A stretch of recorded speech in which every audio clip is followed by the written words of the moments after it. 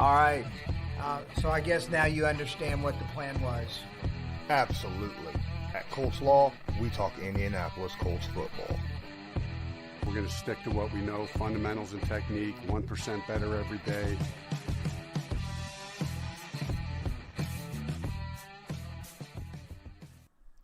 What's going on, Colts Nation? I'm Lawrence Owen. I'm with Colts Loyalist. Loyalist is on audio only because his video's been kind of acting funny. So it's just audio with him, but it is what it is, and we'll deal with it. I appreciate everyone that's in here. I got a few people in here already. Sorry for a little bit of a delay. Yeah, it's that stupid mouse problem I have again, right? I'm sitting there working on my OBS, and that whole click drag thing happened, and it screwed my screen up on my OBS, so half my screen was all messed up. I had to figure out how to fix everything real quick, and then got on live, but it is what it is, and we're here. Truett, what's up? Appreciate you being here. Stansberry, Brandon Wood, Anthony Hart, Mark Patton. Oh my goodness. Martin Hazel. Everybody's in here. What? Well, not everybody, but a lot of you guys are in here, and I appreciate each and every one of you. Thanks for saying, don't forget to smash that like button. Zach Erlinson, what up? Yeah, so we're here. I would have went live last night after training camp, but to be fair, Loyalist and I don't know when Loyalist got home, but I didn't go home till like 10 p.m. How about? Yeah, it was closer to 11. Yeah. Yeah, see, it was pretty darn late, for us, and we was like, we'll just save the live stream for tomorrow. And generally, when we do go to camp, we generally make it a Patreon-only stream. But today, we're going to do something a little different. Because tomorrow is a preseason game. This is going to be a little bit of going over camp and kind of what to expect for the preseason game stream. So the first half an hour is going to be me and Loyalist basically just discussing stuff, right? Discussing what we saw in camp, discussing what we're going to expect tomorrow, things of that nature. And then at the half hour mark, it's open up to Patreon members. I already sent a link to the Patreon members, all of them, to where they can join. So at 6:30 Eastern Standard, which is in a half an hour, actually a little less than a half an hour now, I'll let them in if there's anyone in the waiting room waiting to come in. So just let you know that. And don't forget, like y'all said, Rap Sheet Kings. Hey, man, what's up? Appreciate you. Yes, you did meet us. I seen your email with that. I do remember you guys sitting behind me. Master Blaster, what's up? Hazel with the donation right off that. Paid for your gas to preseason game. Here's your first beer. Okay. Now, thanks a lot. $10. If you guys don't know how he did that, he did not use the YouTube thing. Okay? He did not. He used a link at the top of the description of this video. It's very, very easy, very simple. And I get the majority of that, 96%, whereas YouTube takes like 45% of it away, for their own personal, I don't know what they use it. Maybe, for every beer, it's they take a cup of water out of it. I don't know. But it is what it is. What's up, Ross? Appreciate you being in here. So let's get to some questions in here. We've already got a few. All right. Already in the chat. Let's Mike Strawn, Master Blast, a surprising regular season production and touchdowns. What we've seen from Mike, what I saw yesterday from Mike Strawn, dude's going to be good. Okay. He had his issues earlier in camp. A lot of drops. He was still kind of getting used to the NFL, right? That speed, how big and fast and strong cornerbacks and stuff are. That kind of situation. He's starting to get used to it. He's fighting for the balls now. And, he had 6 catches yesterday. 6. Holy crap. And his route run, guys, I'm telling you right now, this young man runs with so much strength and aggressiveness. I mean, I don't know if you got to see the J.C. Horn where he's just lowering the shoulder and just driving him back. You know what I mean? But he makes sure to keep his arm in. I mean, you see the technique, you see the skill. You can see that this young man has been taught how to run these routes in the league and stuff. And like I said, he can get open in a phone booth. I mean, the kid is really, really talented at running routes compared to what I was expecting from him. Yeah, me too. I think Strachan, he's got the number 5 wide receiver locked up on the 53 so far. If he continues to produce in preseason like he has in camp, or like he did against the Carolina Panthers yesterday, the man's got the number 5 spot locked up. There's no question in my mind. Plus, he has no problem, or he hasn't shown any resistance to playing on special teams and stuff. And as we all know, that helps them receivers that are a little lower on the roster. Exactly. What's up, Culture Shock? He's in here with the stream. Tyler Ward. Man, I've got everybody in here. They're just piling in. I appreciate each and every one of you, man. Guys, don't forget, while you walk in here, just smash the like button. All right. Also, that's it, Culture Shock. That's it. I'm no longer calling them. I'm no longer calling him strong. It's mega strong. I love that because that's how he runs his routes. Well, instead of Megatron, it's Mega Strong. Yeah. So we got a couple things here. Another question. There was a question about the rookie Shawn Davis, and I haven't seen him. Now, yesterday, Loyalist was on the defensive side, the Colts defense. Did you see the rookie Shawn Davis out there? I did, but quite honestly, he didn't really flash for me because a lot of what you saw from him was in the third round group and stuff. And honestly, guys, they were doing a lot of running the ball, a lot of dinking and dunking, so you didn't really get to see a whole lot as far as how well he understands the playbook and the defensive, how they want to run the defense. Yeah, and you kind of expect that as well. I mean, it's maybe he's only been back a day or two, maybe, he missed the majority of camp, so it's going to take him a while to get up to speed. But don't worry. I mean, you're not a 5th-round pick and not make that first team's roster. You know what I mean? Generally, that don't happen. He setback, that's fine, understandable, it happens. He's just got to show some improvement through preseason as it comes up. So, Brandon Woods says, overall, who won the day? Dude, all right, I'm going to let Loyalist talk about Colts defense versus Panthers offense. Who won the day on that side? Okay, for me personally, I was very pleased with what I saw from Ron.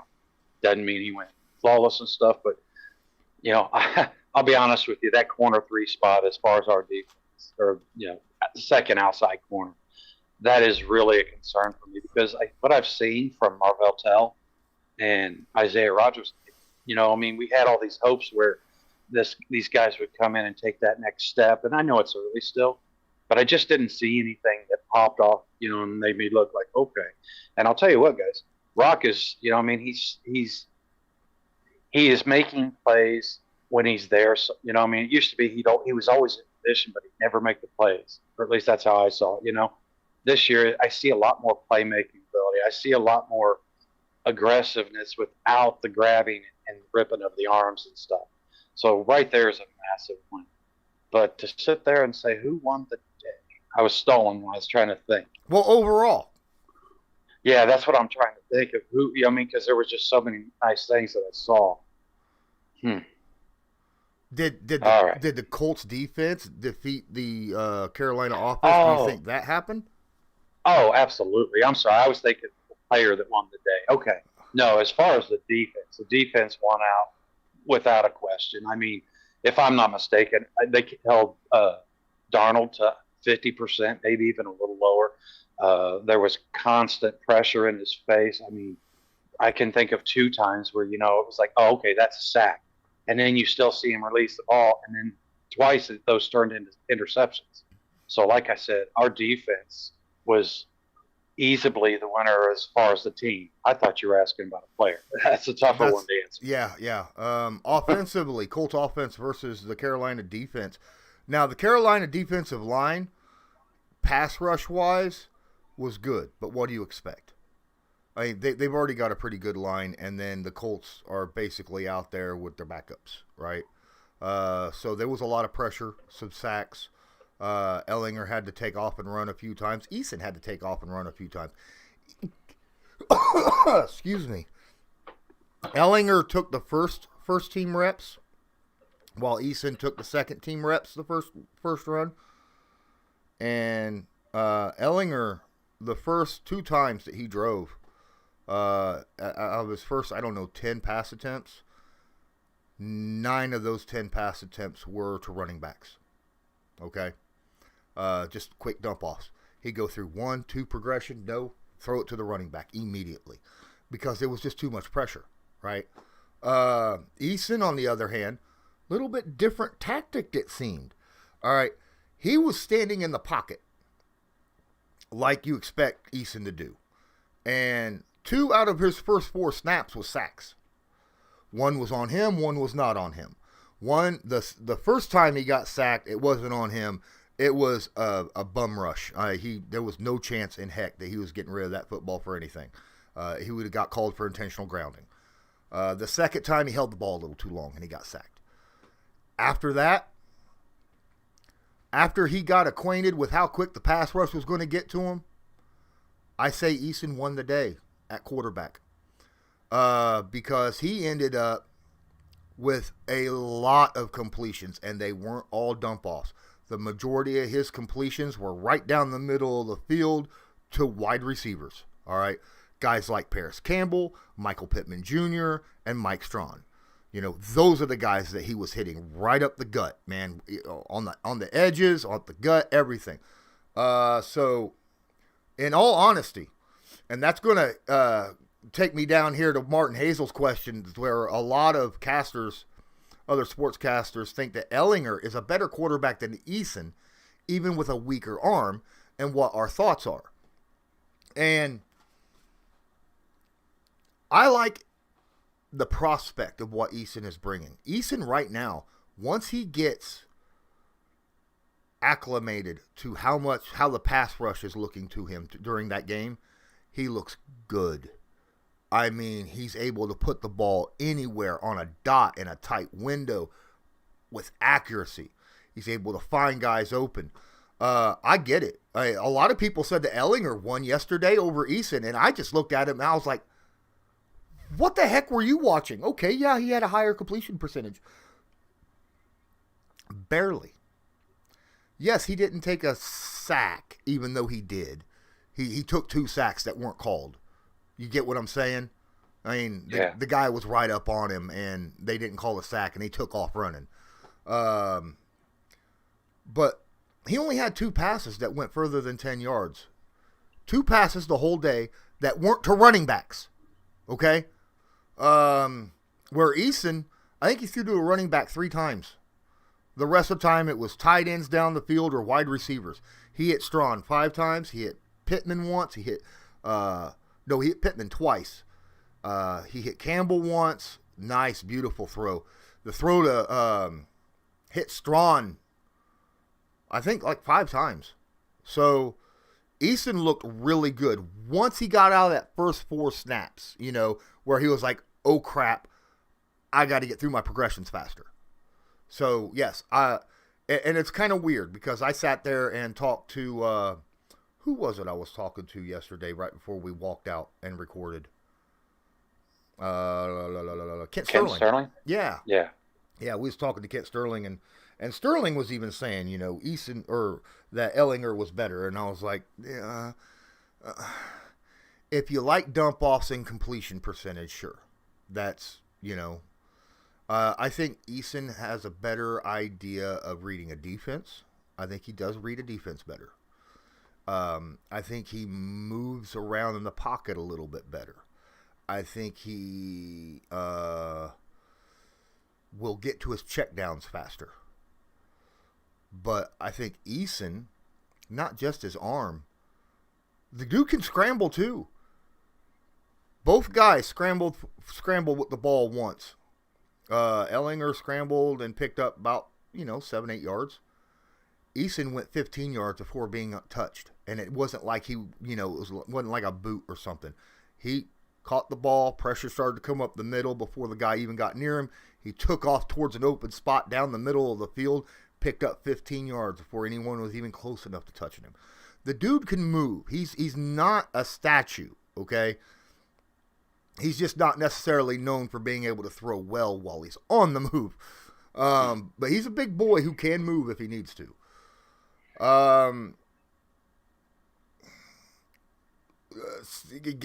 Yeah, there's a lot of questions. Guys, we're probably not going to be able to get all these questions. If you have a question that you definitely want to get heard or asked, get through here, don't forget, use that link down there right here at the bottom of the description.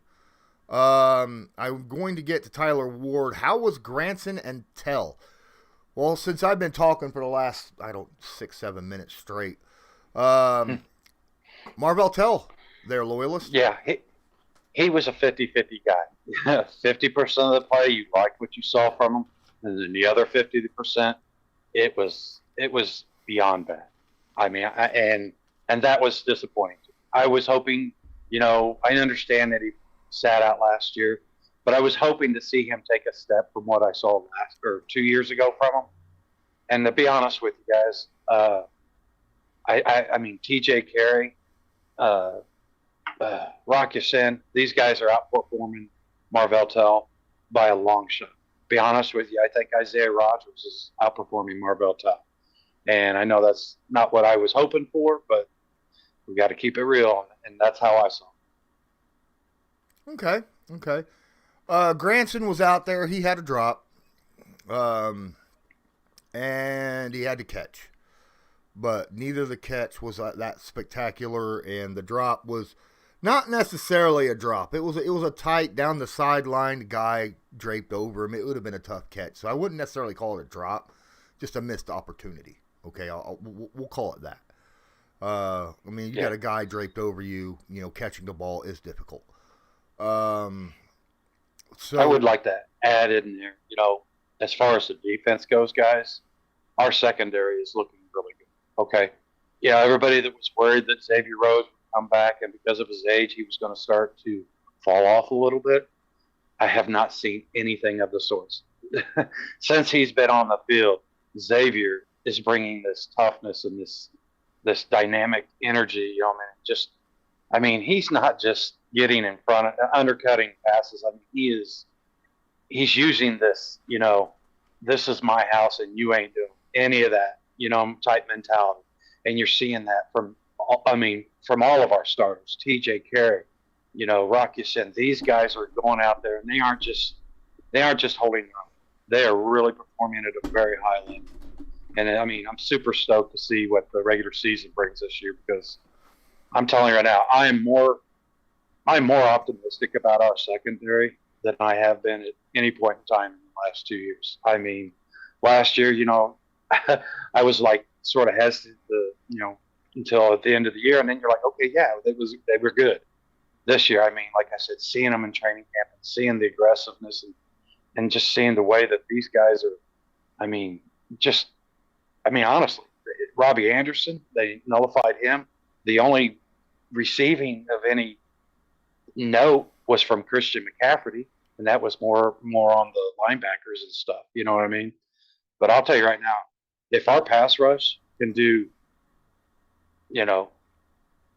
if they could just repeat what they did last year, which I think is possible, if they can repeat what they did last year with the way our secondary has really become more cohesive and stuff, good things, guys. Good things, I'm telling you. Yep. Anthony Hurt says, how long did y'all stay down at the practice field? Well, we showed up, I don't know, about 40 minutes early before it started, and we did our intro, and then we stayed all the way through. Here's proof. That's a Michael Pittman Jr. signature right there, my guys. So they passed those out. I caught a 5 again. I caught 4 this time, but gave 3 away to some kids that didn't have any. But yeah, we were there the whole time, so it is what it is. Wiseman, super chat in the YouTube. What's up? I appreciate everything you guys do. I love how you and Loyalist put out new content daily. That's awesome. Thanks, guys. Thank you for just being here and watching and, the donations. I mean, you're the reason why we do this. So thanks a lot. I appreciate every single one of you guys. So, and that's the reason why we're out there, putting feet on the ground, doing stuff. Let's get in here. Keep going. How many times did MPJ put Horn on his back? All right. Horn wasn't just there. Oh, well, now we got Rap Sheet Kings in here dropping some super chat in the YouTube. Now I'm going to have to actually open up and see if he actually said anything because it's not in my listings. I do not see a super chat. He just dropped $5 though. Appreciate it. Oh, it's one of them super sticker thingies, man. He's got the incredible things that I see here. Yeah, that's awesome. Guys, like I said though, if you wouldn't mind, try using that link below. The super chat's awesome, but I only get 65% of the super chat from YouTube. I get 96% if you use the link down below. So just let you know. But let me get back into where I was actually at. Good nickname for it. That is a good nickname. I mean, Megastrong, I love that nickname, guys. That is sweet. But as for the MPJ putting Horn on his back, Horn wasn't just on MPJ. And you guys saw what he did on the run play from Jonathan Taylor, right? At the end of it, he physically heat-seeking missile watched for him, and then just in a game that would have been a penalty. That was a late hit. Michael Pittman hit him at the end of the play. He ran and dove on top of him right at the end of the play. That's kind of a penalty, but I love his attitude and aggressiveness in that situation. So he's just got to be a little bit more careful on when he's going to drop those hits. You get what I'm saying? Yeah. But yeah, Colts wide receivers were very, very good yesterday. Very, very good. And not just MPJ, not just Strachan, just overall, I think they did really, really well. Getting in here, going through the chat. Guys, it's 23 minutes. Awesome.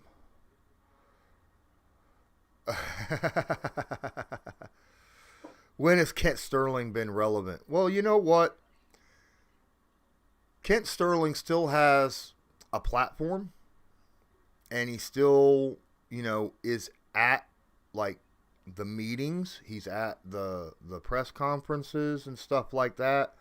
I have respect for him. The guy has been in the radio for a very, very, very long time. I don't have to agree with everything someone says to respect them and respect their opinion. I don't have to agree with the opinion to respect it. You know?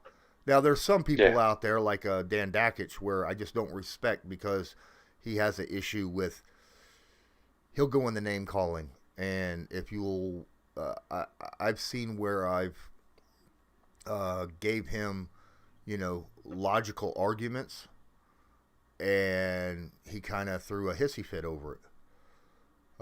So that kind of put me out of it. That's where I was like, all right, I'm done with you, bud.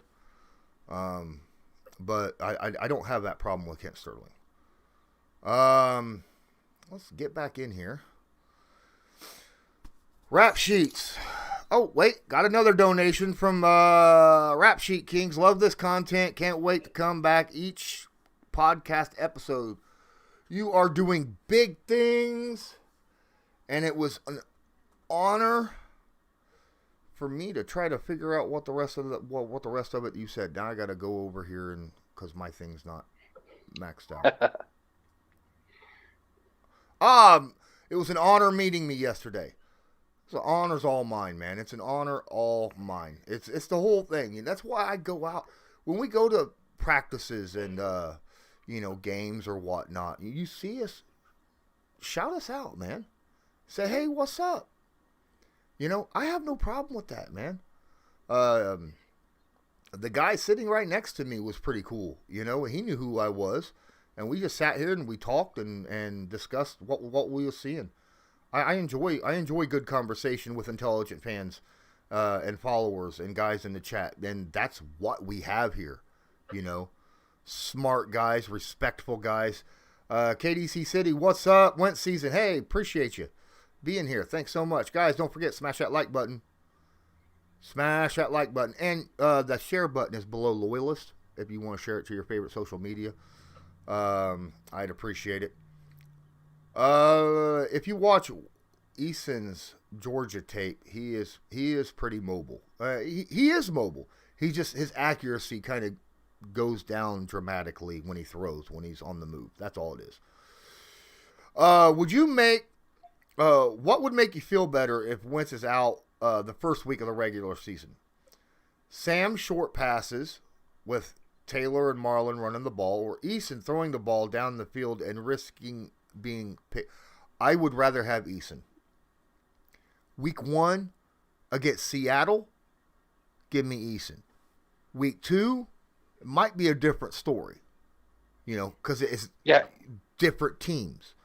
Seattle ain't got much of a secondary. I think Eason would tear Seattle a new one, right? But the Rams, they got a secondary. And so, maybe Ellinger might be a better idea week 2. That's if Wentz isn't back. That's all I'm saying. And as far as the week 1 argument against Eason, I mean, just because Eason's not throwing, 90% dump downs doesn't mean he can't do that throw. You know what I mean? So you still can have the check downs. It's, it's not like you see Eason holding on to the ball a lot and getting sacked because he's held on to it too long. It just seems like he has more desire and more willingness to let that ball rip and throw the 20-plus yard passes. You know what I mean? Yeah. He still has the capability of doing the checkdowns. He's shown that a lot through training camp. Yeah, exactly. Truitt, what's up, my guy? He's the first person that I actually saw at a training camp this year. Sat down and man, we talked the whole camp that practice, didn't we? Man, it seems like Rock has really improved during camp. That's great. Your overall thoughts of Rock's progression that you've seen so far this training camp, Loyalist? Oh, I agree with that statement. Like I said earlier, Rock came in and I had a lot of hopes, but I was also interested to see what Tell and Rogers and stuff offers. But I'll tell you right now, guys, you sat there and going into preseason, I would have said Rock was down closer to, Tell and Rogers. But I can honestly say, after watching him these first couple weeks and stuff, he is performing close to equal of what we get from TJ Carey. And I think pretty highly of TJ Carey. He has that veteran savvy and stuff. I just like Rock because he's so much more physical. Like I said, in the officiating, I know we played week 1 because it was like they were grabbing and stuff and they weren't calling the penalties, and it just seemed like they weren't trying to train that out. But over the last week and a half or so, the officiating, they've really been real handy with them flags and calling them out and stuff. And I'll tell you right now, Rock has not had a whole lot of grabbing penalties or a whole lot of, interference calls and stuff that, like what I would have expected to see going into camp. Okay. Master Blasta and Matt Stansberry. Now, I know these better be jokes. All right. It says, I see Lawrence boxing out a whole pile of kids for as many footballs. And Stansberry says, yeah, stop bullying kids for swag. All right. So, first off. Here you go, guys. I let the kids all in front of me. I'm back here with most of the adults. Some of the adults are up there with the kids, boxing them out like you're talking about. I'm waiting for the balls to be thrown. I catch them. I get one, I look at it, I have one. And this is exactly how it went. Another one will be thrown. I reach up. If I get it, I get it. If I don't, I don't. If it hits the ground, I try to tap it towards a kid or something. But if I catch it, I'll look at it, and I'll look at both of them. Then now that I have two, and I'll be like, which one do I want to keep? Okay, I want this one. And then I look for a kid that doesn't have one, and I hand the other one to them. And I'll keep doing that, giving the one that I don't want. And now, to be fair, I had some that I would have rather kept, right? Not just the Michael Pittman Jr. that I had. I also caught a Jack Doyle yesterday. I caught a Michael Strachan yesterday. And I caught Mark Glowinski yesterday. And all those went to kids. Whereas you got these adults that are around me, which is why I was standing by them, because I'm 6'6", These guys have got like 4, 5, 6, 7, or these plastic bags full of these balls. I'm just like, what the heck? That's not right, man. This is for the kids. I kept one. I think that's fair. Ross says, going to be late, Law Dog. Beantown Breakdown needs help on the Red Sox stream. All good, my dude. I appreciate you just stepping in and saying hi. And I saw Company of Eagles right before everything just went on my stream. I'm ready for some football, he says. Aren't we all? Amen. Tomorrow, 1 p.m. Eastern Standard Time. Let's get some football going, right? Martin asks, Ursay's loving some Jonathan Taylor. Is there a Pro Bowl in it for him this year? What do you think, Loyalist? I'm JT's hype man. Because just FYI, I thought that last year, honestly, the second half of his year, I thought was a Pro Bowl caliber running. Everything we saw. And to sit there and say that I expected what I'm seeing this year in camp and stuff, yeah, I sort of went in with really high expectations. And the beautiful thing about that, he's nowhere near disappointed. JT is running out there like he's a 4 or 5 year veteran. He's out there. I mean, seriously, remember how we all used to love how Marlon would set up his blocks and stuff? We're seeing a lot of that from JT this year. I mean, where he's communicating. And I mean, and the guys that he's setting up right now, they're not the first stringers, you know what I mean? And then if all else fails, he'll just run them over. It's all good. Right. Well, it's like that Twitter video that the Colts sent out. Now Retribution. It was retribution. That's exactly what it was. Where Jonathan Taylor was just bullying people and the defense just running them over like viciously. That was retribution over what they did to his buddy running back, number 20, Jordan Wilkins. Because the first play, it was a handoff stretch play, and Jordan took it to the edge, and a linebacker got on his back, and Jordan carried his butt 5 yards down the sideline before being drug out of bounds, right? And then the sidelines, the Carolina Panthers sidelines just went in and started waylaying on him. The whole sideline. And then the Carolina team on the field went over there. And then you saw the Colts on the field start to head over there. Then you saw the Colts sideline cross the field to get over there. And then it was just a mayhem big fight for about, 2 minutes. And then after everything got split up, the next play, handoff to Jonathan Taylor. Jonathan Taylor's like, well, payback's a B, And that's what he did. And you could even hear dude after Taylor lowered his shoulder and ran right over him.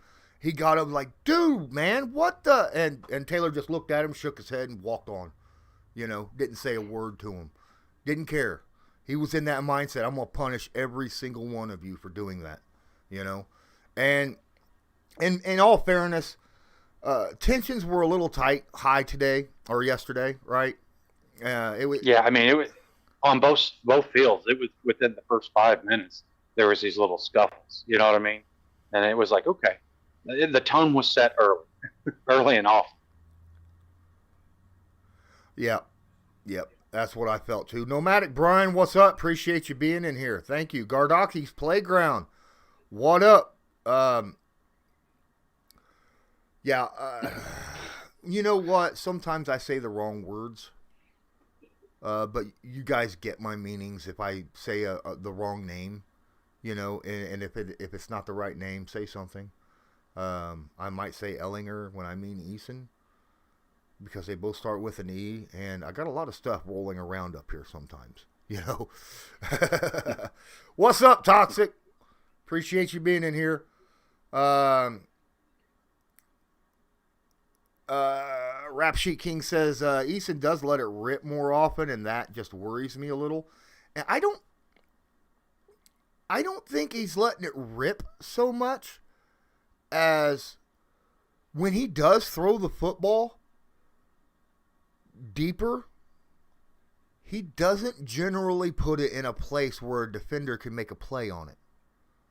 Like when he's throwing downfield to a guy who is deep and it's one-on-one, he doesn't just throw it willy-nilly. I'm noticing he's throwing it to a place where if anyone can make the play on the ball, it's his guy, not the defender. I've noticed that. He's not one for just throwing interceptions. I'll tell you that. I'll tell you that right now. Wouldn't you agree that a lot of his interceptions have been more of deflections off the receiver's hands or body? You know, I mean, I've seen more of that than I have just errant passes. Because, like you said, you know, his errant passes are generally to the long and outside. Exactly. He's actually, when he takes a chance, it's a calculated risk, like and he tries to take the majority of the risk out of it. He's actually pretty good at that. So I like that about him. Master Blaster, former XFL superstar for, who was it? The Outlaws? I think it was the Outlaws. Or no, Houston. He was a Houston Outlaws, was it? I think. Darn it, I covered some of their games on Sportscaster, where Philip Walker was their quarterback. Goes by PJ now, but Colts fans remember him as Philip Walker, right? Yeah. How'd he look in practice? I'll tell you right now, that is one thing that he could still run the ball very well. You know, I mean, as far as, you know, I'm serious, you know, the defense was constantly in space. And that, I mean, he did make our interior, you know, look suspect a couple times where, you know, they were just out of position or whatever. He'd just shoot the gap and then he was gone for 6, 7, 8 yards. So he's still very mobile. As far as passing and stuff, like I said, our secondary was just, I mean, there wasn't a whole lot of people getting home with receptions yesterday at all. Company Eagle says it's only practice. Let him get his deep timing down and then play safe. Then play the safe game when it counts. I mean, you're not going to understand the deep throws until you throw them, right? And that's how you get your timing down. So, you know, that's what was happening with TY. He was throwing deep to TY, and he was overthrowing TY. And then it started getting a little bit closer on those deeper throws to TY. Then it was just coming off his fingertips, and then he was able to catch them, right? So, I mean, I saw Eason overthrow freaking Campbell. And if he's overthrowing Campbell, then you know the dude's got a cannon. Because I don't see how anyone could overthrow. Eason overthrew Campbell, but when Ellinger threw a deep ball, it ran out of gas getting to Campbell. Campbell had to stop, run back towards his defender, jump up with his defender, and high point the ball to save Ellinger's pass.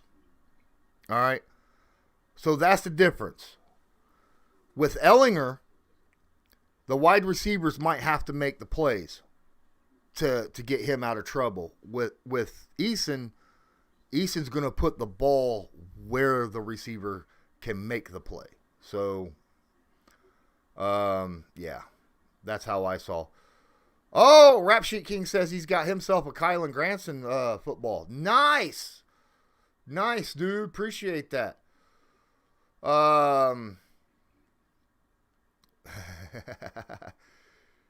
JT, last 6 games, 700 yards, 8 touchdowns. He's ready.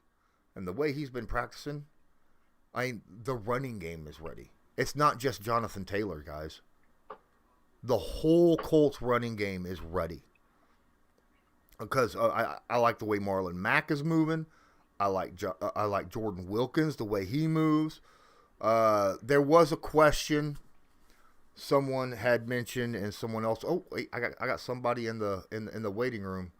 It's Martin. What's up? Oh, I can't hear you very well, my guy. Yeah. I see you, but your voice is a little off. It says my mic is working. Yeah, I can hear you, but it's really, really quiet. Do you have something covering your microphone? No, I don't think so. How about that?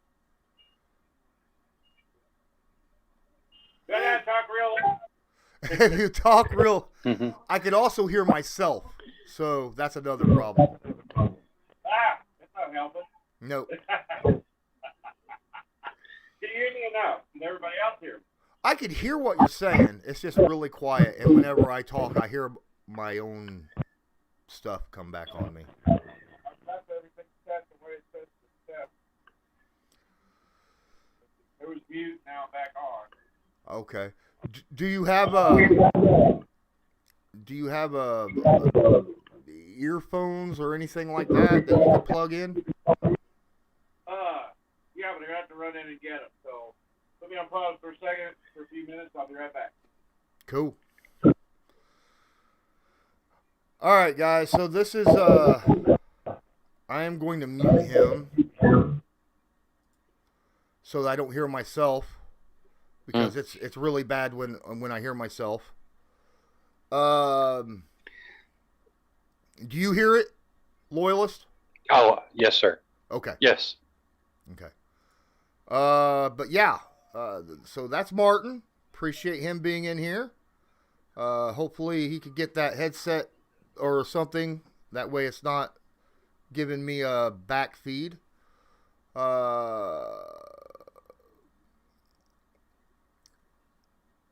I'm going to end up skipping a lot of people in here. KDC City, Week 1, Seattle. What's your number one concern? Loyalist, what's your number one concern against Seattle?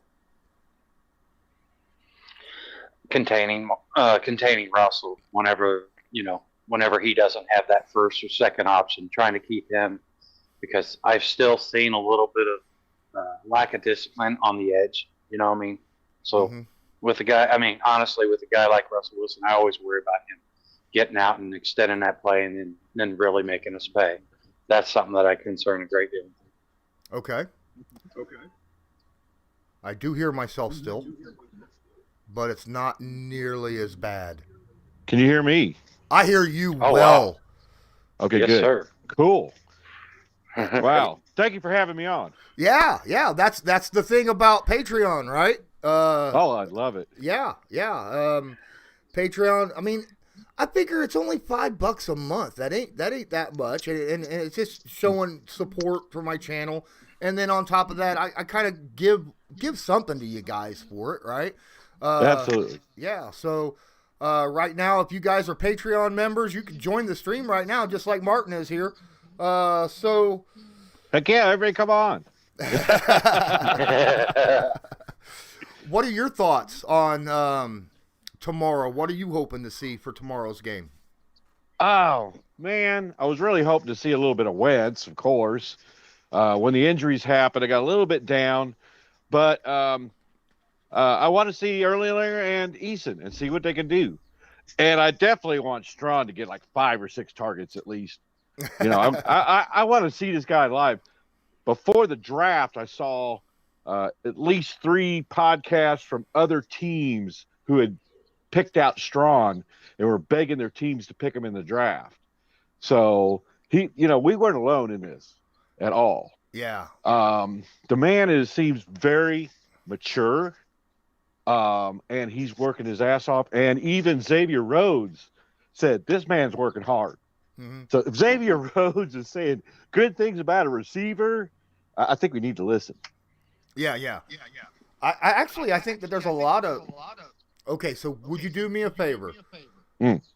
When you're not speaking, mute it, and then when you gonna speak, mute, because I do hear myself back. Thank you. You get what I'm saying? When I'm talking, I hear myself. So. It's a flashback. Right. But so there's a question. Anthony Hurt says, "I'm so ready for the Quiddy, Dio, Buckner D line. What D line do you expect, Loyalist, the Colts to run out with week 1? Starting D line." Okay. I will go Quiddy, DeForest, Grover, and Kamoko. Or I'm not Taekwon. Sorry, Taekwon Lewis. Yeah, if it's a third down, yeah, come on. But I'll tell you right now, I like what I've seen from Banagoo. Like I told you guys yesterday, I'm more open. I'm on the wagon as far as the bandwagon, but I still would not want to see him be the starter just because he's had a good training. You know what I mean? Now, if that's injury related or whatever, that he's having to get that start, I'm not worried about it nearly as much as I was coming into camp. Taekwon Lewis has really, shined a little bit here in this last week since he's gotten back. I said Lewis. I meant Al-Qadim Muhammad. See, now I'm throwing the wrong names out. Yeah, since he come back off the COVID list, he's actually put on some good plays on tape and stuff. But yeah, for sure, I think it'll be Quiddy, Grover, DeForest, and Taekwon Lewis. See, I think that would be a good starting front four.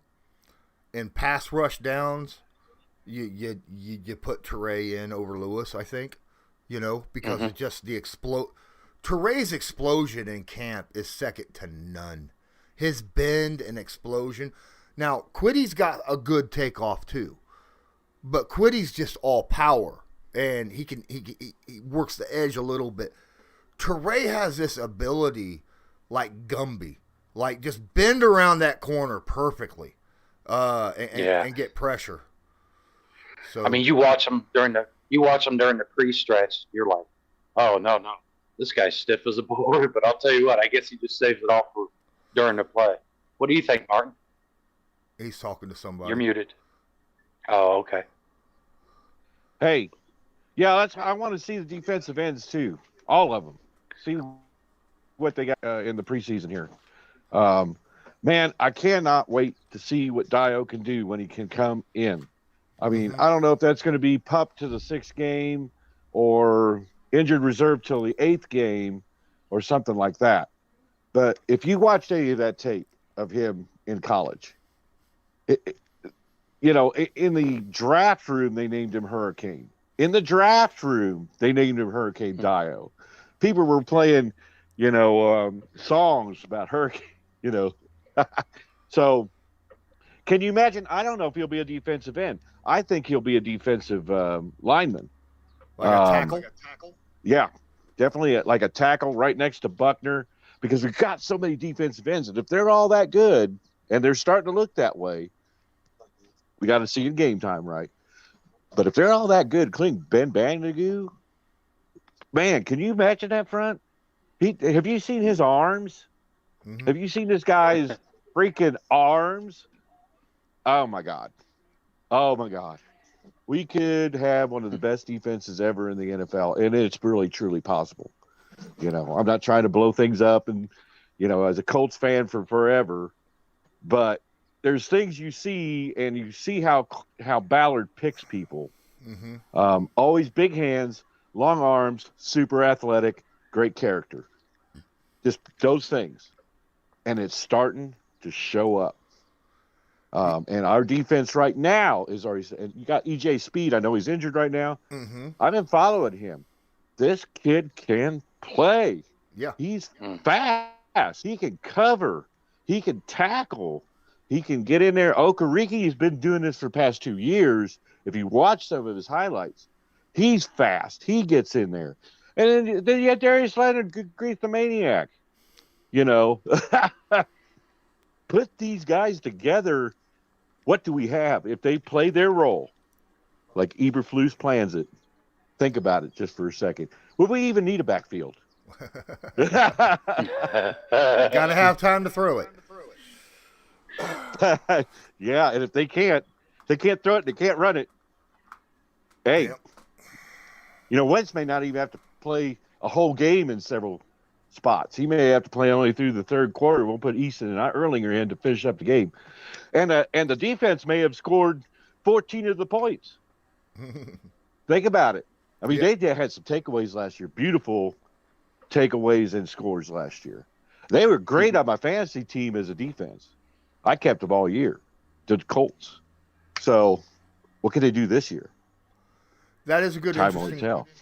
That's an interesting point. The only thing that I have to say about that is if this defense becomes top 5 this year because some of our young guys step up. I'm just saying top 5, right? Because last year they were 8th. If they hit top 5, that's it. That's nice. That's something. If they get higher than that, even better. But if they do, you got Ballard has tough decisions after that because he can't afford to pay everybody. You know what I mean? There's going to be guys that'll be off the team. You'll have to make a decision. Do you want Lewis? Do you want Teray? Do you want Banagoo? Who are you keeping? And who's going to let walk? Right? Because such a tough decision. I mean, it is, but that's what Chris Ballard has always said he wanted his team to be. Mm-hmm. Where it's going to suck to give away players that are going to be great on another team because he has so many great ones. I mean, come on. Yeah. Who doesn't want that situation in the NFL? Who? And Colts fans got a taste of it this offseason when, Anthony Walker had to walk, I don't know too many Colts fans that were like, oh, I'm so glad Anthony Walker ain't on this team no more. Yeah. there were a few of them, but I was like, really? Oh, he couldn't cover. Whatever, dude. He had more interceptions last year than Darius did, right? He had more tackles the last 2 years than Darius had. So Walker's a stud, and seeing him walk off and go to the Browns, it hurt me, but it made me feel good for Walker because him going to the Browns, I felt like that is a really good place for Walker to go. They're an up-and-coming team with a good defense that need a leader in that middle linebacker place. I felt Let me good ask to you a me. question. Go ahead, Martin. It made me feel good that Ballard's plan is working. Because obviously he knows what we have at linebacker. We keep questioning who's going to be number 3, who's going to be Will. Apparently we've got plenty of Wills, and Ballard knows it, or he wouldn't have let Walker go. Yeah, I mean, think about it for 2 seconds. The man is truly intelligent. Maybe not the greatest, but maybe will be. Who knows? But it says what Ballard has always said. We're going to build this team to the point where our backups are so good that when we have to give somebody away, it's going to suck because they're going to be a great player on somebody else's team, but we're still going to be better. Mm-hmm. Yep. Go ahead, Loyalist. Okay, I got a question. Mm-hmm. I know right after the draft, we sat there and we were looking at the draft and we got discussing what we thought of our overall defense and stuff. Mm-hmm. And I think wouldn't you agree, we were like, okay, we expect a little bit of drop off because the rookies and stuff are going to take a while. But now that we've seen, a couple weeks of training camp, seeing these guys, do you still feel like the chances of a drop off are there? Or do you feel like now it's more of we're going to start where we ended off last year and possibly be better? Which one do you think is more likely to happen? I'll let Martin answer his first, and then I'll go. I don't see a drop off. If you look at Eberflus's plans, how he treats his players, what they have to learn, if you listen to him in his press conferences, he's all on top of this. He's got them learning what they need to know to play their role. Now, all teams have bad games, defensive, offensive, and we also have injuries we have to overcome. But the point is, by the end of the season, if we're going into the playoffs at the end of the season and our injuries aren't too bad, we could be on a run into the playoffs, because by that time, our team knows what to do. Our team has had games for practice. They've trained, they've looked, they know how to get better every day, just like, Frank Reich has always said, 1% better every day, right? That's in practice between games and everything throughout the season.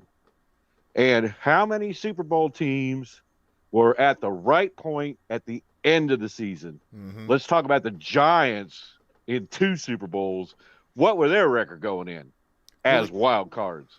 Well, the year and beating the Patriots that were 18-0. Mm-hmm. They were ready. Same thing with the Colts in 2006. God, remember how crappy we were for about 4 games? Who was it for the Glitter Kitties, the running back? I'm terrible with names. He was running 200 and something yards. Jones and one Drew? of our Drew. One of our writers in the Star said he'd had 375 yards, except for the fact that the Enzo kept getting in his way. Right. And then what did we do in our first playoff game? Who's the running back for Kansas City that we stopped for? Remember? Yeah. Johnson, yeah. wasn't it? Yeah. Dungy said keep him to 15 yards. Well, we didn't keep him to 15 yards, but at the end of the games, everybody said, but we did keep him to 37. Mm-hmm. And we went on our run. It helped. We went on our run. It helped. We got Bob Sanders back at that time, too. Oh, God. Yeah. Oh, that was Bob Sanders was the key to the Colts defense, just like Maniac is to us now. Truly. He was the key, and he was a monster. My God, his whole philosophy was to hit you so hard you will not come my way again. Right. Right. And that he was real good, man. Oh, yeah. They're real good for erasing mistakes, that's for sure. But we can do that. We can do that. We can be ready for the playoffs with the right record and be prepared as a team to really go into the playoffs. Be prepared as a team to really handle the playoffs. Because what are the playoffs? Run game and defense. Run game and defense wins every time. Even in our Super Bowl, what did we do? We ran against the Bears in the rain, and everybody thought we were, a bull team or a dome team, that had to throw the ball. What did we do? We proved ourselves, defense and on the ground, and that's how you got to do it. Yep. Troger says half the time we were waiting on Bob to come back from injury, and that is true, and that's why he retired early because, every time he tackled someone, something happened. Whether they got hurt or he got hurt, somebody got hurt. But that's just how he played. He played full speed, beyond his own physical ability. His own body couldn't keep up with how fast he was playing. So, shout out to Bob Sanders. If you ever happen to be watching this, we miss you, bro. Hope you're doing good. Yeah, we got something I want to talk about, the injuries that the Colts have right now. We got like 17 guys injured, and most of them are starters. Yeah. I think Frank Reich is going to keep anyone with a ding or a bruise out of preseason games. All right. I think he's going to keep them out. He's going to try to get them fully healed. I'm all for that.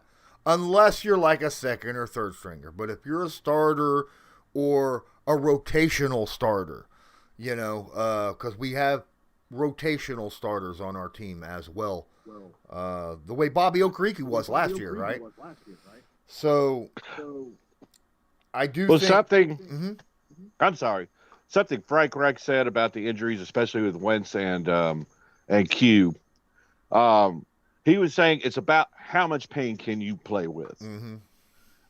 He said that right straight out. He said, that's what happens in this league. How much pain can you play with?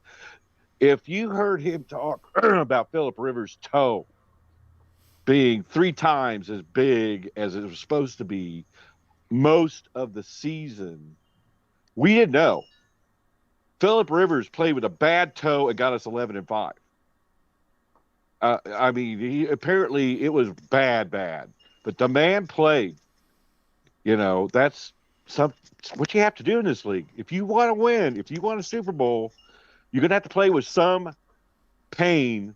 Now, of course, you don't want to make it worse. You want to be on the backside of it. Mm-hmm. But if the surgeries were minor, and Q's going to play. He's going to be like, get out of my way, run the damn ball. Absolutely. Speaking of Q, so he hasn't been practicing, obviously. He's got a boot on now, in case you guys didn't know that. Now, Wentz still doesn't have one, but Q does. But yesterday, before the 11-on-11s, there was positional practices, where you had the quarterbacks and wide receivers were on one side of the field doing 7-on-7s, and the offensive and defensive linemen were running pass rush drills and against each other. And every time, and it happened a lot, let me tell you, every time a Panthers defensive lineman got one over on a Colts offensive lineman, Quentin Nelson walked right up to him and said, "Hey," and you could see him, like, he had his hands up and showing him stuff, and he was out there coaching, right along with, our offensive line coach. He was out there coaching with them, and that's good to see, because that's something Nelson, we all know that Nelson is a big, strong stud, and, he's a mountain of a man and all that, physically gifted, but he's also a technique guy, right? He's one of those guys. He's all about being perfect at his technique, and that's what makes him so good. And if he's that good at technique, then he can see it in others, walk in, show them, hey, this is what you're doing wrong. Tevy actually played in those drills pretty darn good, as opposed to some of the other guys. Holden got ate up a lot. I mean, a lot. The first fight, it wasn't a fight, it was more of a scrum, happened in those drills, where I think his number was 91 for the Panthers, but he came up on Chris Reed, got his hand under dude's helmet onto his chin, right, and was doing the whole push-up thing. You see it all the time, defensive linemen trying to shove the offensive lineman head off their shoulders. But when it got over with, his hand was wrapped around the face mask rather than it's up underneath. It was actually wrapped on the face mask, and he yanked Reed down hard. And Reed wasn't having that. He came right back on him, and then there was the scruff happening and blah, but Nelson was there in a heartbeat, and 91 just stepped back. And the scruff was over. Wonder if that was connections from last year, too, because, Chris Reed coming from the Panthers. Yeah. Maybe, That might be it, too. Yeah. Speaking of coaching, what about the effect Robert Mathis may be having on Ben Banigou and all of them? If I remember right, he was also teaching them some kickboxing and some other skills to help with their punch, going into the tackles. And you have to wonder how much of his magnificent teaching it may be actually helping these guys become great. I would say, from what I've seen and stuff, and this is no slight to Robert, because like you said, but DeForest Buck has just really, you see it out there on the field constantly. DeForest Buckner has just made it a personal objective to not just be the leader vocally. He's out there. He is really coaching these guys up. And, we have so much of that. They sit there and talk about team needing leadership and stuff. We have leadership at so many positions. Like you said, Quentin Nelson jumping in. okay, so now you got Hall of Fame Kevin Bly, you got Quentin Nelson, you know, I mean, the amount of knowledge that we have with just men that have played the sport, whether retired or currently playing, and the way that these guys have handled themselves. I mean, I'll be honest with you.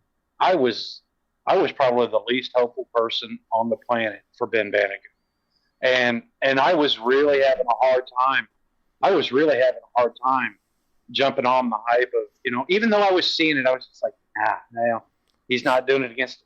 Yesterday was against the right group. He was running with the ones. He was truly making moves and stuff that I was just like, oh, I'm gonna have to eat some crow on this one. But hey, we're human.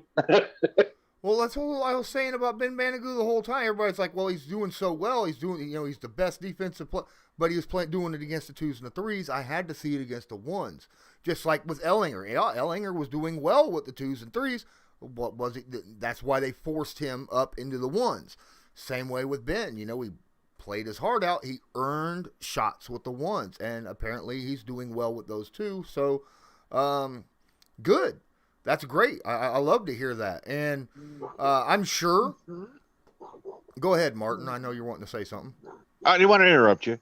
No, I was just going to say, they say all the time in this team, competition, competition, competition. And yet, also, the veterans help teach these guys to be better. They hold them accountable, and they just encourage them and teach them and help them become the best they can be.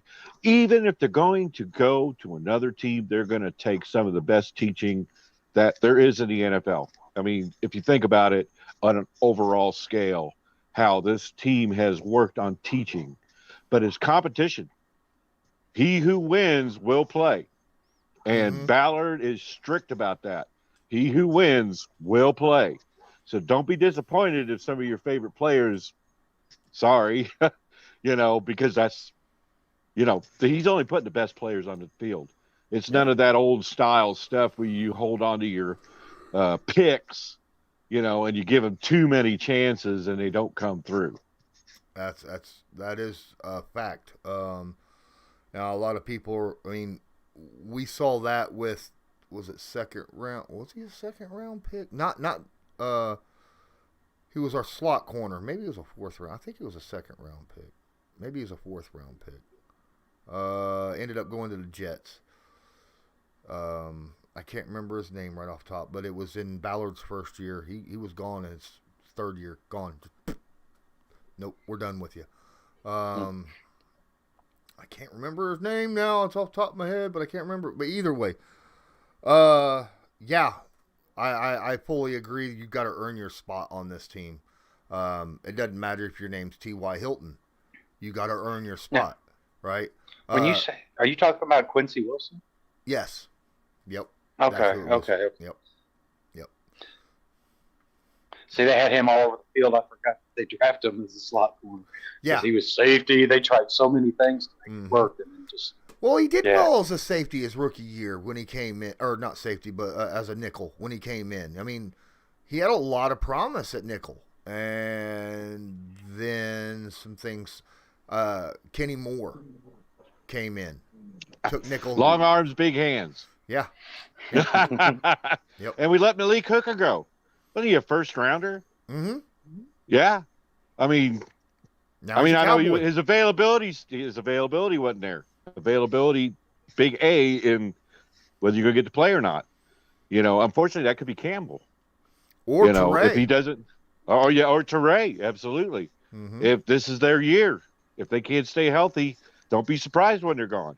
Yeah. We got others, and he's going to pick more good people. Yep. We'll see. That is true. Campbell and Trey, both second-round picks, just like Wilson was, And these guys, they're having – I'm not the kind of guy who likes to say injury-prone. But there does seem to be players who just have a really bad streak of luck, right? Really bad. And Teray has been that guy, and Campbell has been that guy. And I love them both. I think they got all the talent in the world. I think they, if they could stay healthy, they could just dominate in this league. But they need to they need to stay healthy. They need to stay healthy. Guys, we've been here for about an hour and 10 minutes. Holy crap. Well, let's go for 2. Well, let's get these guys who are watching smashing that like button, hitting subscribe if you're not subscribed, tagging the notification bell so that you're notified when I go live. Also, I am going to, since it's been over an hour, and I haven't done a single plug yet at all, don't forget that in the description of this video, there's links to all sorts of stuff, including my news break, which, if you want to support the channel, can't afford to do a super chat or buy merch, which, by the way, there's a link to that too in there.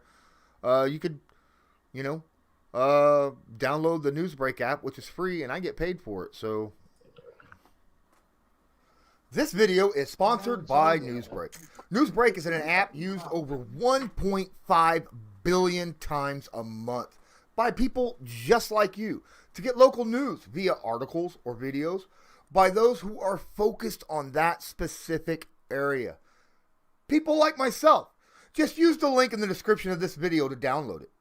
Then search a city, state, or someone specific, like myself, Colts Law. Then make sure to follow them so you'll get all the news fresh as it comes out.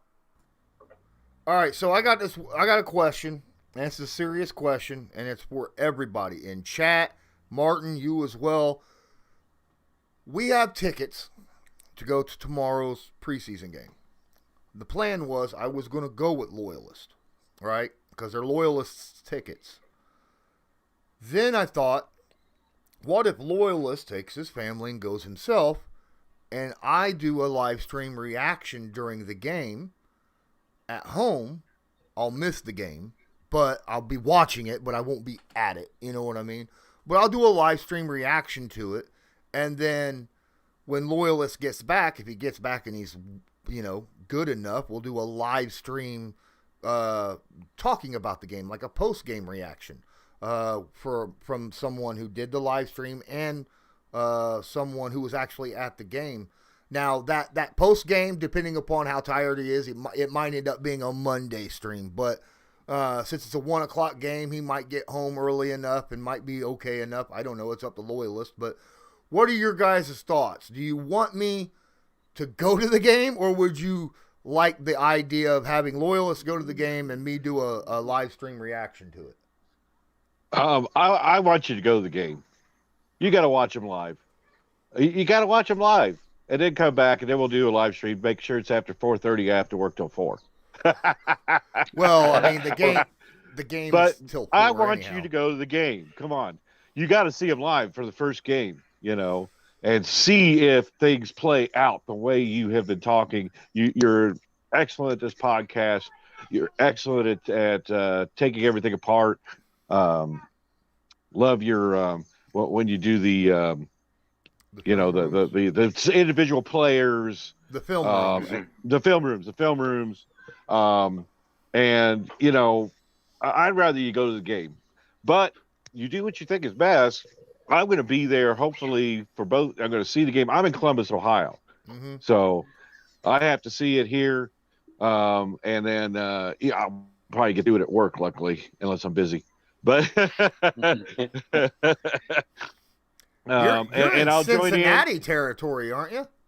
I'm originally from Indianapolis. Okay. My job took me away at 39.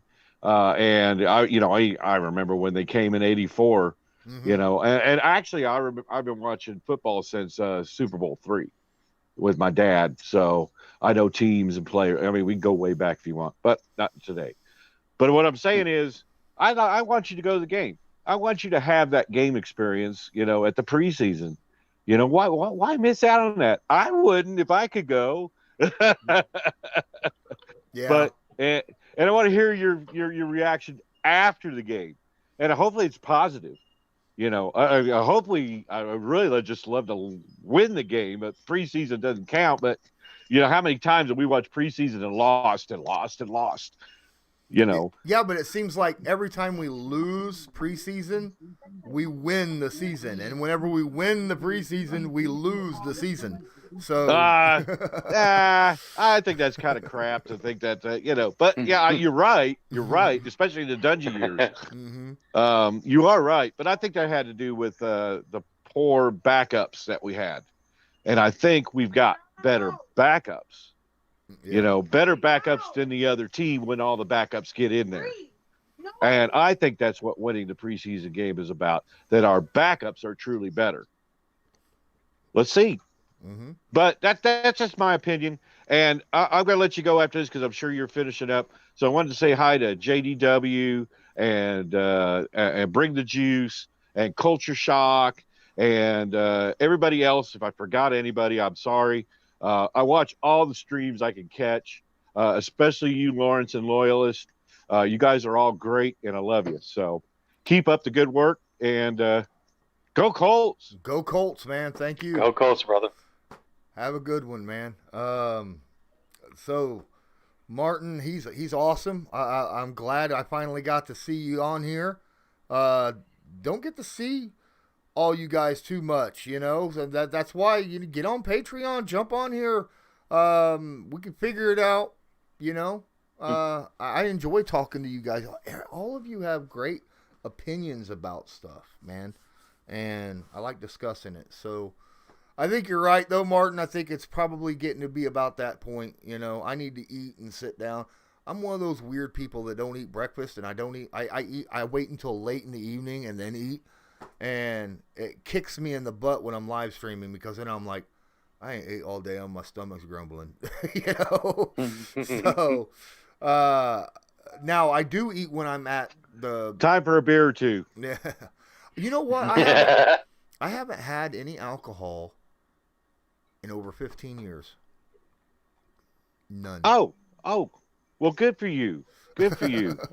Good for you. And it's not because I was a bad drunk or an alcoholic or anything. It's just, I was like, I don't really need it because I enjoy everything so much about life, and even if I'm in a bad situation, like when my house burnt down, I'm still an optimist. I still love life and people and like talking with you and guys. I just like it so much. And yes, I get that alcohol can make people a little bit more happy. I understand the alcohol because it's a party. I used to be one of those guys. Every time I went bowling, it was beer everywhere, beer. I get it. I understand it. It's just I came to the point where I was like, you know what? I don't need it. And it just costs me extra money, and I don't have it a lot, to go around. So I was just like, I'll just cut it out of my life. And I did, and haven't had any since. And I'm not saying that I never will again. Right now, it's not what I need in my life. So awesome for you. Awesome for you. Yeah. And I love your optimism and stuff. I'm learning that as I get older. I'm starting to get better at not giving an F about a lot of things and just going with the flow. Yeah. And just keeping my optimism and finding the things that make you happy, right? Absolutely. That's exactly what it is. Always look for the silver lining in anything, Absolutely. I love it. Yes. All right. Yes. Good for you. Zen, thank you for being in here as well. Ryan Rice, appreciate you. And until next time, Loyalist, any closing words? I just want to say thank you, guys. We've enjoyed sharing this content with you, and hopefully the Colts will give us a whole lot more good stuff to give you. Absolutely. So until next time, I'm Lawrence Owen. That's Martin. That's Loyalist. And as usual, have a good one.